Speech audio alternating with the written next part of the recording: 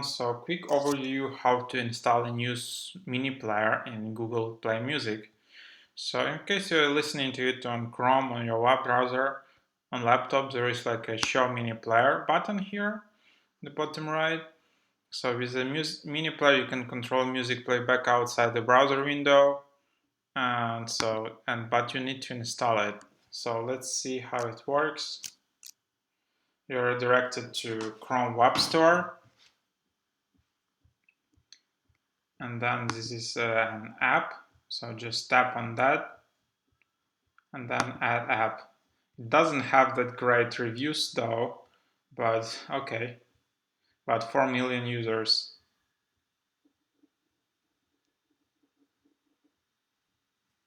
You'll see the installation process here, it goes in the bottom. And there you have it, the app was installed, so let's just click on it. And this is, it's launching here, this is how it looks like. And yeah, there you have it. So this is kind of like a mini player of Google Music.